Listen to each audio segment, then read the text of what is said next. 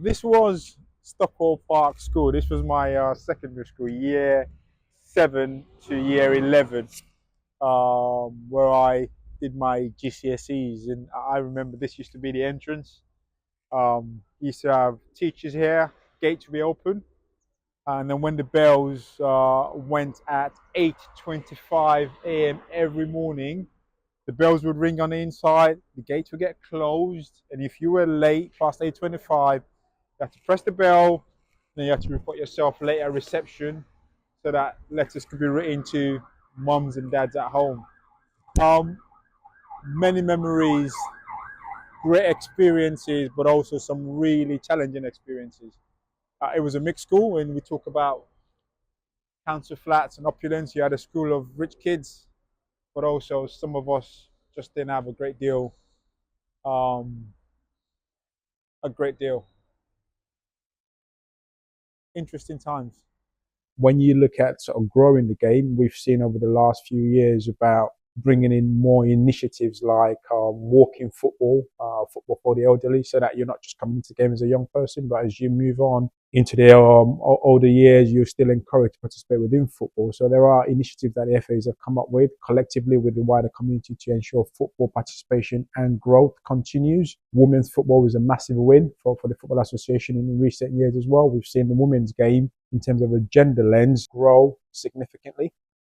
Probably the only thing you need is a referee is just your love for the game.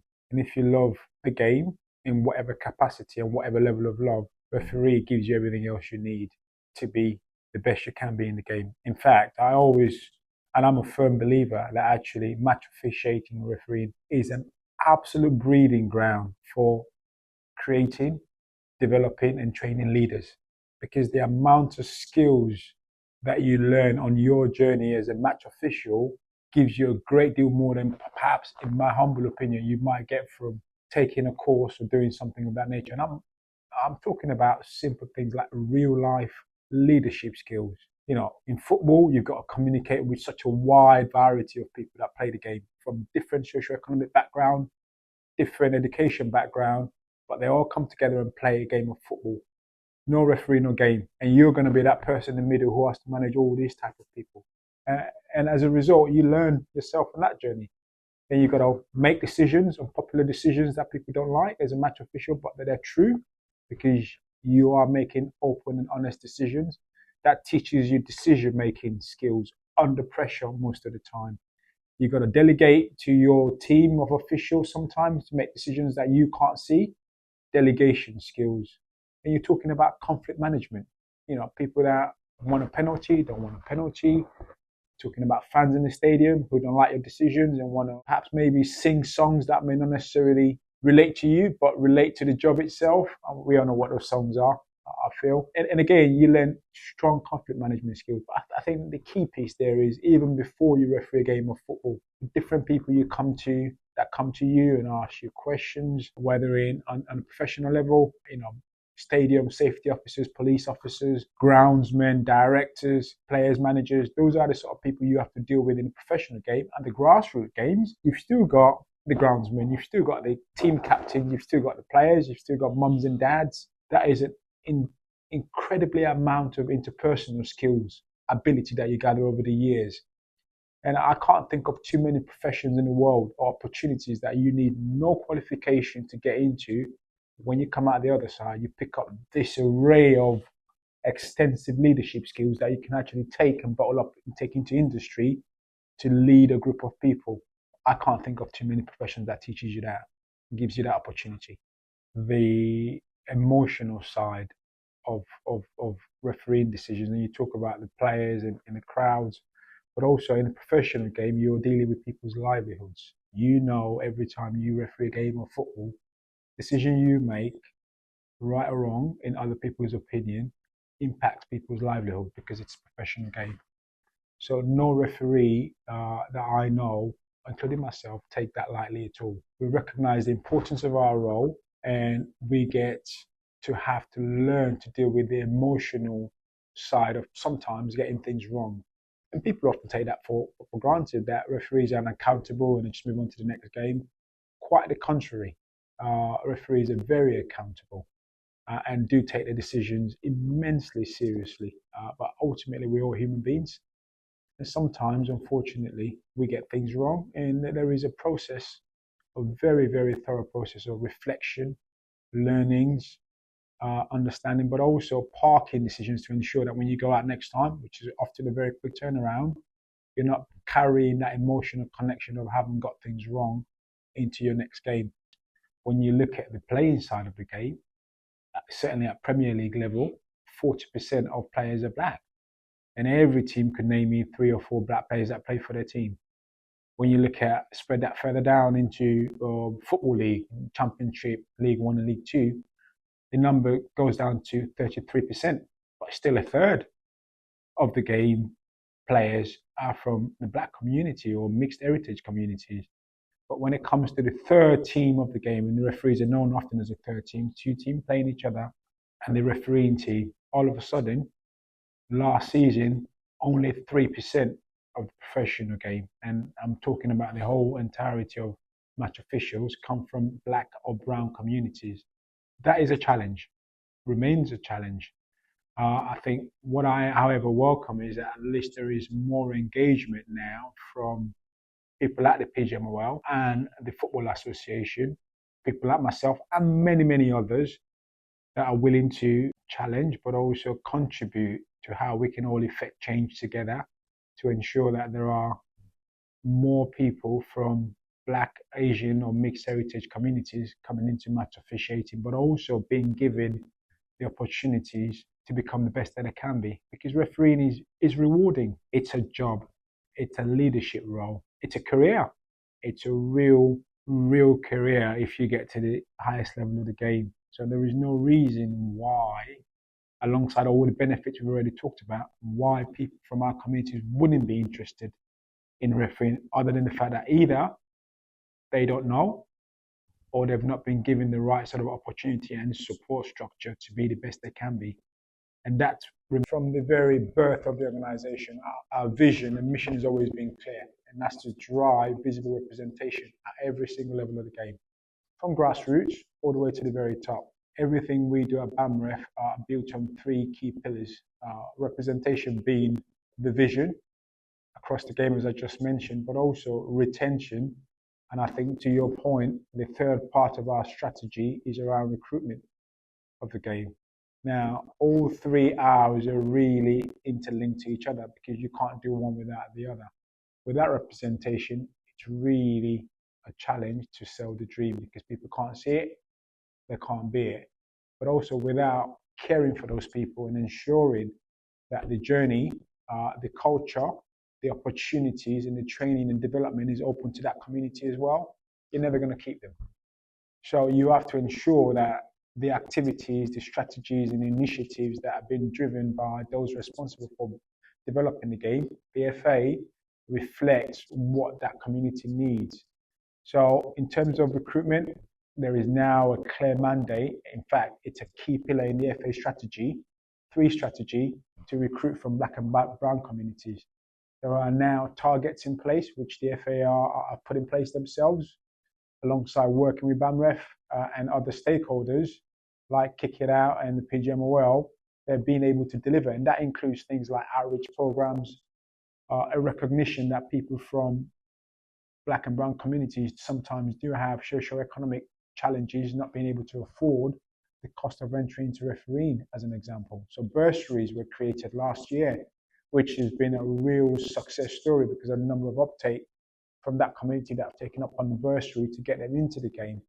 There are specific programs like Breaking Barriers that talks about refereeing, that humanizes referees, that talks about the journey and opportunities. There are now collaborative programs with the FA that are talking about what the pathway should look like to accelerate that journey. Traditionally, a referee from the very bottom to the top would take anything up to 20 years. The program is looking to less than half that, to a 5 to 6 year journey. So from you getting qualified today, you could be a Premier League referee within 5 to 6 years. That's the nature of the journey that we're looking to create within the match officiating space, to ensure that the representation becomes reflective of all the work we're putting in at the very bottom. So there is a lot of work going on around recruitment, But to be clear, it needs to dovetail into the retention of how we're keeping this referee and the opportunity created so that there is a clear roadmap into representation, which is what people see in the game. I think there's a key message here, Phil, and I don't want this to go amiss. You talk about the experience normalizing representation within the game, so it's no longer a headline subject. And the only way, in my opinion, to achieve that, if there is so many people and there is a cultural change, that it becomes normal. And I think that's really why I evangelize and really passionately believe in the mentoring program that BAMREF have been lobbying for the last couple of years. Primarily because in refereeing, everything focuses around refereeing. If you want mentors, you look to refereeing. If you want other referees, you look to other referees. If you want coaches, you want observers, you look into the same refereeing workforce. What happens if that workforce doesn't represent your community? How do you change that? And I think what fundamentally is key to BAMREF and our organization is that we are independent. And we are very, very delighted that the FA are on board with that thought process, that actually they're better off working with a partner like BAMREF to encourage black and brown officials to stay within the game, because our strategy revolves around recruiting black leaders cross industry who just simply love football, but also want to develop future talent within the game, because their lived experience is important. Their leadership, coaching, and mentoring is important. Their ability to really motivate, inspire future members of our community to be the best they can be is important. Their ability to listen and help is important. Those unique skills from black communities, from black leaders and black mentors are a rarity in refereeing and match officiating.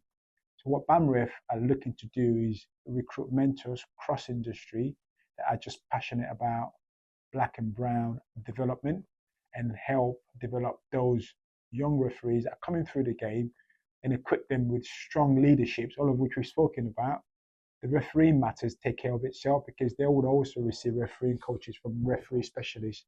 But the unique skill that gives you the resilience, the can-do mindset, the can-do ability, the I am good enough belief in you as a black or an Asian or mixed heritage person from those that have lived it, done it, won the battlefields is vital for the future of our community within this space. So I'm very, very, very delighted about the acceptance and the encouragement and the support that is coming from the Football Association to encourage BAMREF to lead in this space and help them achieve what is now our collective mission to diversify match officiating and ensure the future match officials coming from our community are equipped with the right sort of skills and talents required to be the best leaders they can be on the green bit.